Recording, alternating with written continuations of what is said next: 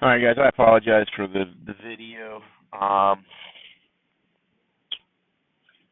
that cut off about half the screen on some of the things. I think specifically when I was talking about mappings.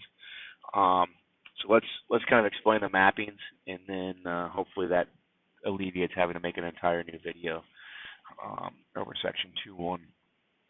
So a mapping is another way of talking about whether something is a function or not, or displaying a function. So I can give you like 1, 2, 3, 5, 4, 7, and maybe 2, 8, and say, okay, if I give you these ordered pairs, does that make a function?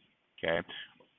Well, we talked about the domain being the x values, so 1, 3, 4, and 2, and the range being the y values, so 2, 5, 7, and 8. And then if I'm going to make a mapping, so this is the part that kind of got cut off in the picture. The first bubble is your domain, and the second bubble is your range. So the domain, I'm going to put 1, 3, 4, and 2. I'll put those numbers in there. The range, I put those numbers, 2, 5, 7, and 8.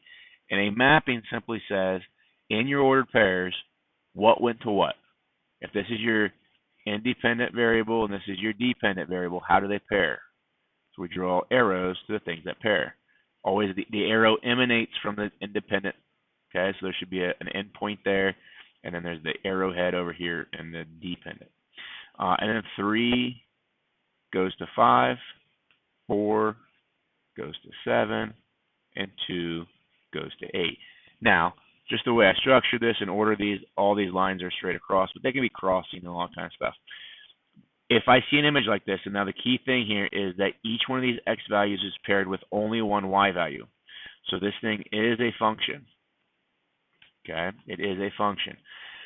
The issue arises when I do something like this, when I have an extra point like 1, 7. So if I had 1, 7 here, okay, now there are two arrows emanating from 1. And this is the issue that you heard me talk about, and you couldn't see the work, but you heard me talking about in the last video. If I asked everybody to look at the y value that goes with 1, some people are going to say 2, some people are going to say 7. That's a problem. We're on different pages there. So this violates the rule of a function because of that situation. Okay. That also would be the idea if I were to plot these, 1, 2 would be there, 3, 5 would be there, 4, 7 is there, 2, 8 would be up here, and then 1, 7 would be right there.